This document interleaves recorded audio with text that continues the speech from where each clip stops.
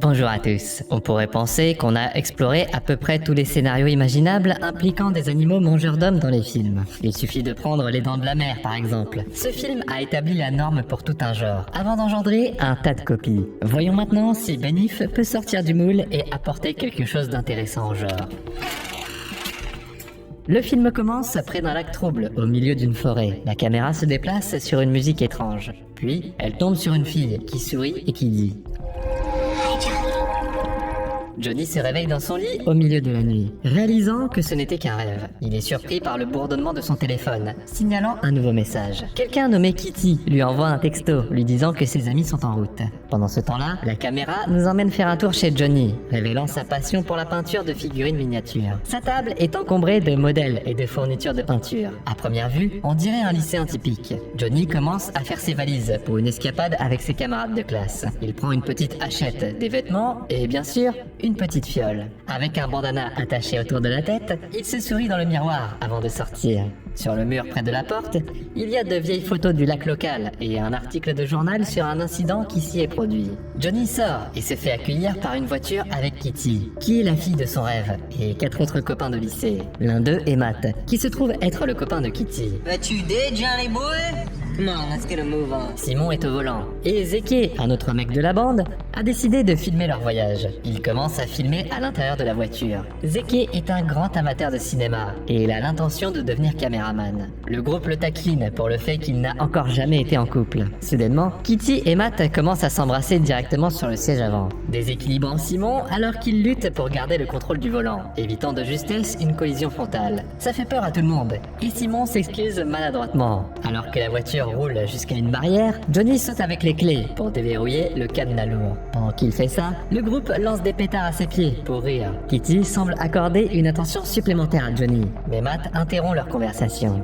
Alors que la porte s'ouvre, le groupe continue son chemin et finit par atteindre le bord du lac. Il y a une petite plage nichée dans les bois, à laquelle seul Johnny et quelques autres personnes ont accès. L'endroit appartenait à son grand-père.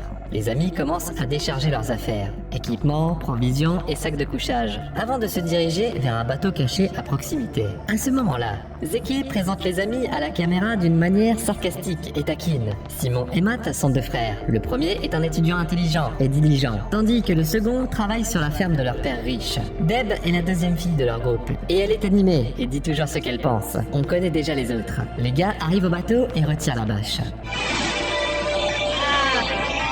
Le bateau, qui appartenait au grand-père de Johnny, est très lourd, mais les lycéens parviennent quand même à le transporter jusqu'au lac. Kitty est frustrée par le manque de réseau à Black Lake, où les amis prévoient de passer leurs vacances.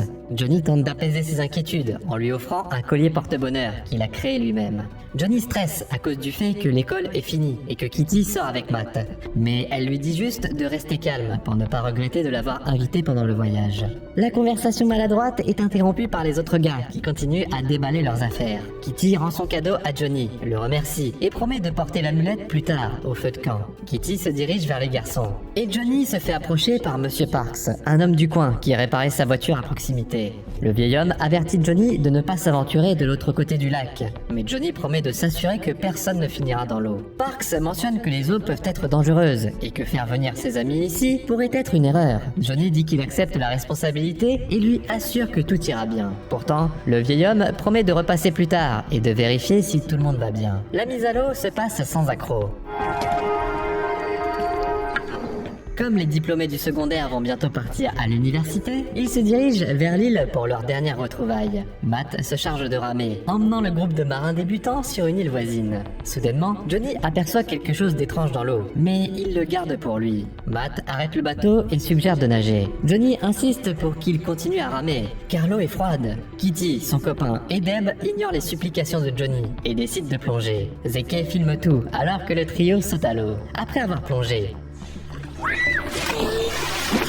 ils refont surface et passent un bon moment dans l'eau. Johnny les regarde, anxieusement. Mais il n'y a rien à craindre apparemment. Puis, Simon décide qu'il est temps de s'amuser. Alors, il allume un pétard et ouvre une bière.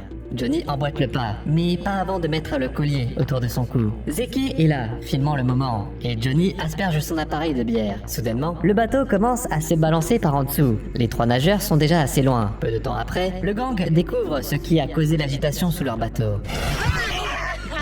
Il s'avère que c'est Matt qui a fait ça. Il prend une gorgée, puis il se dirige à la nage vers les filles. Johnny est toujours inquiet que ses amis nagent dans le lac. Deb et Kitty sont dans l'eau, nostalgiques du bon vieux temps. Leur conversation est interrompue par le copain de Kitty, qui sort de l'eau, juste devant elle. Mais juste au moment où il atteint sa destination, le bateau commence à basculer violemment. Les 3 garçons, laissés dedans, appellent les autres, mais ils ne sont pas pressés.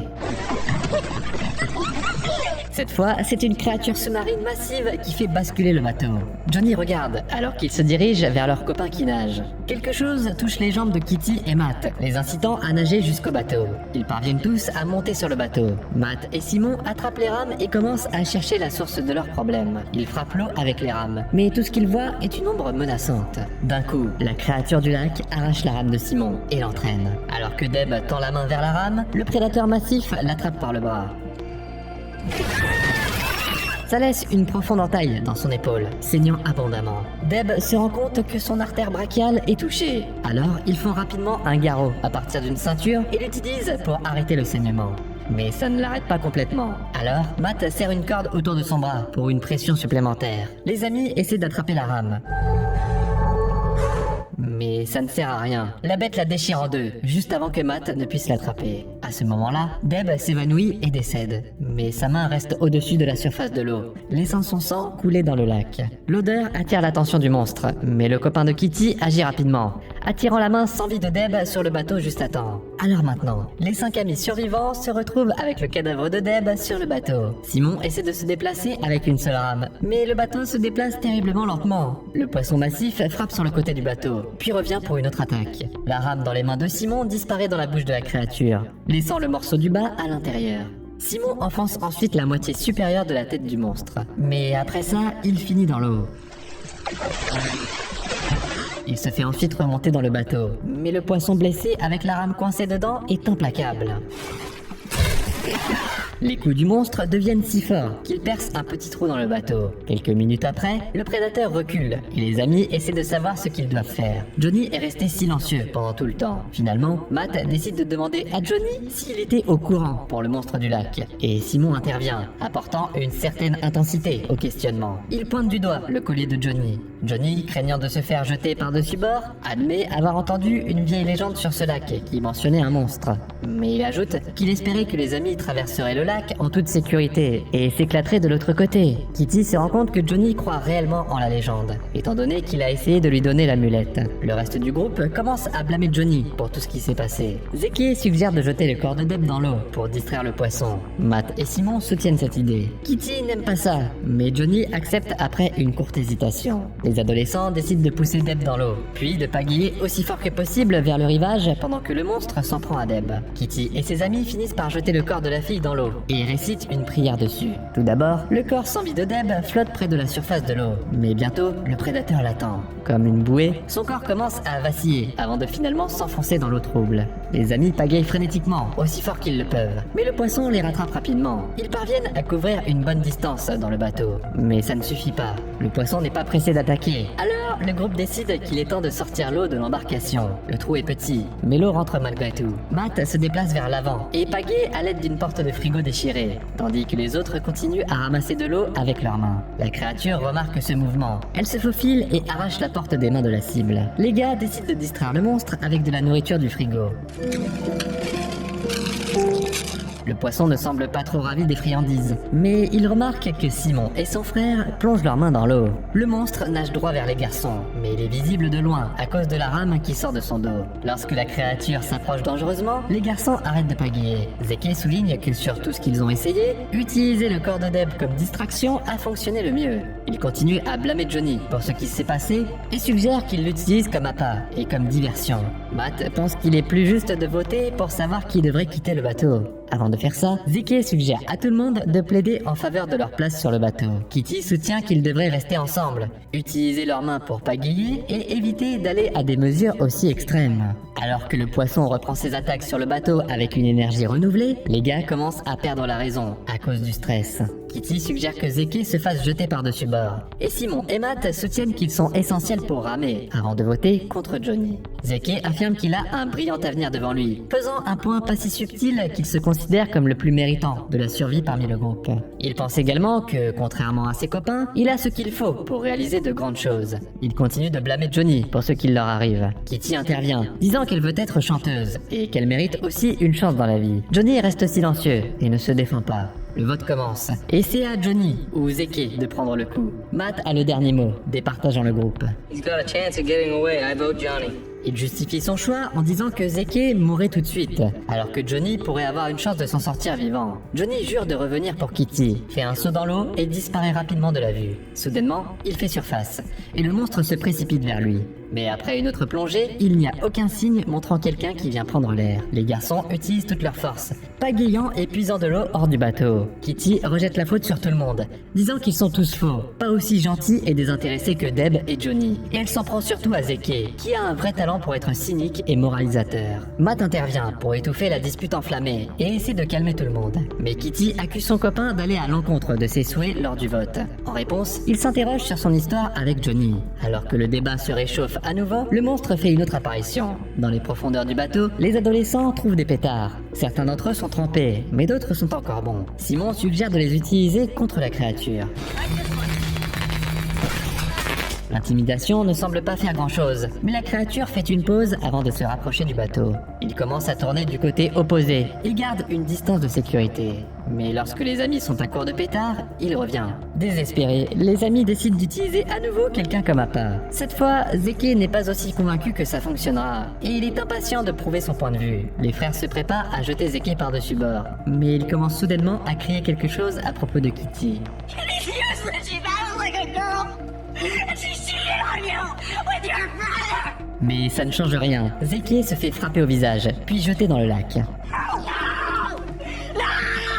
Il tente en vain de s'accrocher au bateau, mais il finit par se faire taper sur les doigts. Au lieu de nager jusqu'au rivage, il commence à maudire bruyamment la créature et à enregistrer le tout. Finalement, il disparaît sous l'eau, ne luttant guère contre les dents pointues du monstre. Pendant ce temps-là, les gars dans le bateau pagayent désespérément. Tout ce qui reste du vidéaste en herbe est son bras, qui flotte jusqu'à la surface de l'eau. Pendant ce temps-là, Johnny arrive à terre. Il trouve un bateau à moteur à proximité.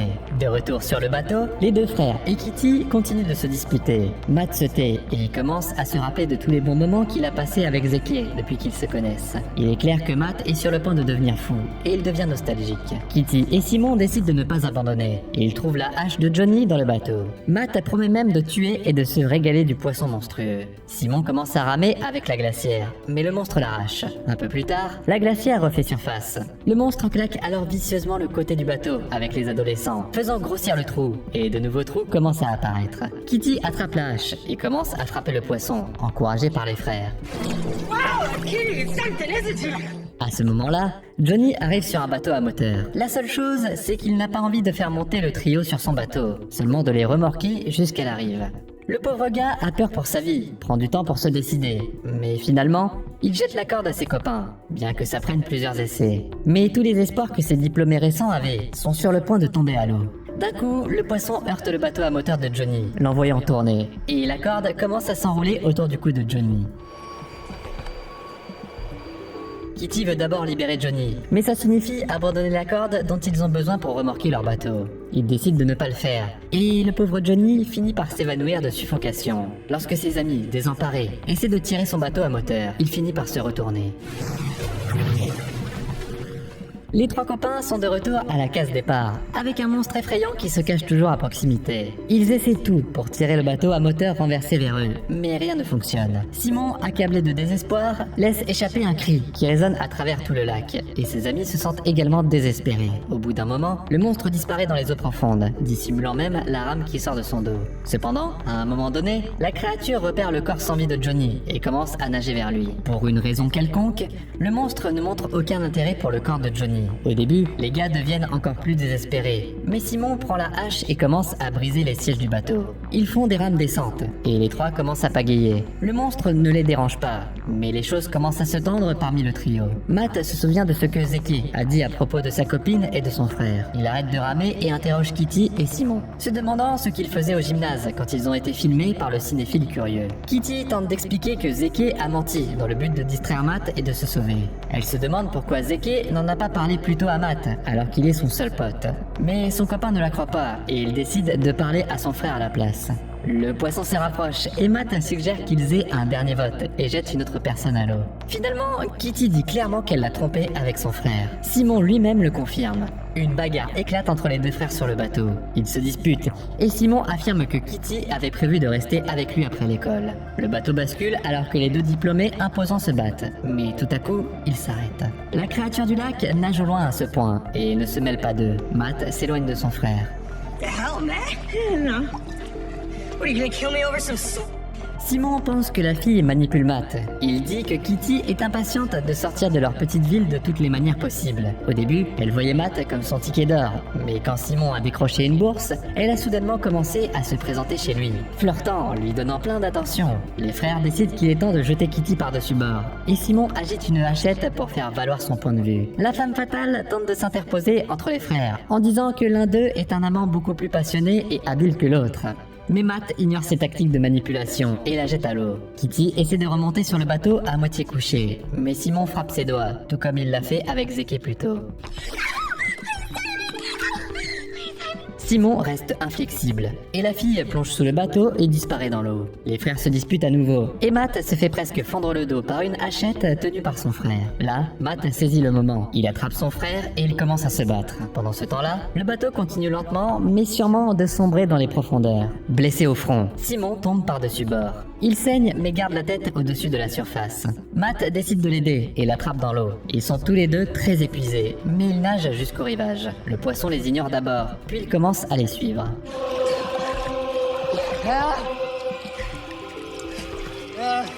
Simon décide d'abandonner son frère et le pousse directement dans la mâchoire du monstre avec les mots « vote final ». Matt combat le poisson jusqu'au bout, mais au final, il se fait aussi traîner vers le bas. Kitty, par contre, parvient à rester en sécurité. Elle se cache d'abord sous le bateau, puis saute sur le bateau à moteur retourné de Johnny, où elle reste sur place. Le corps sans vie de Johnny, étranglé par une corde, flotte à proximité. Kitty attrape l'amulette qu'il a autour du cou, et juste après, le monstre dévore les restes de Johnny. La fille hésite un instant, puis elle plonge dans l'eau et commence à nager vers le rivage. Mais elle n'est pas la seule à s'en sortir. Simon la suit hors du lac. Il parle un peu bizarrement à Kitty, et il lui dit qu'elle est la seule à le comprendre. Kitty essaie de se libérer de lui, mais il l'attrape par le cou. C'est là qu'elle lui dit qu'elle a vu Simon tuer son frère. Simon en veut à Kitty pour avoir choisi Matt au final, tandis que Kitty essaie de convaincre Simon qu'elle l'aime vraiment. Puis, d'un coup, les adolescents commencent à s'embrasser passionnément, les genoux dans l'eau, alors que le soleil se couche en arrière-plan. Sauf que les choses prennent une mauvaise tournure, et ce baiser se transforme en Kitty qui se fait étrangler. Simon saisit le fil du collier autour de son cou, déterminé à ne pas laisser la témoin en vie. Soudainement, le fil se rompt, et la fille parvient à se libérer. Kitty essaie de s'enfuir, mais Simon la rattrape rapidement, utilisant ses mains nues pour sortir la vie de Kitty. Kitty, épuisée et vaincue, rencontre sa fin dans l'eau. Alors qu'elle cesse de résister, Simon murmure qu'elle ne s'échappera jamais de cet endroit, l'embrassant alors qu'elle s'effondre. Soudainement, des phares s'allument le long du rivage à proximité. Ils illuminent Simon, versant le corps sans vie de Kitty dans ses bras. Ce n'est personne d'autre que Monsieur Parks, l'ami de Johnny, qui est venu au lac. Maintenant, il a des questions pour le seul survivant. Il dit que Johnny était un garçon gentil, tout comme son grand-père, qu'il a connu toute sa vie. Parks écoute l'histoire de Simon, sur la créature monstrueuse du lac, avec une méfiance claire. Il remarque que de nos jours, les enfants ne croient plus en rien. Puis il sort l'appareil de Zeke de sa poche, et il joue le dernier clip vidéo. Apparemment, la GoPro a refait surface et a été emportée à terre par le courant. Le vieil homme remarque qu'il surveille Simon depuis un certain temps et qu'il n'est pas entièrement convaincu que Simon essayait de sauver ses amis. Oh yeah, I do.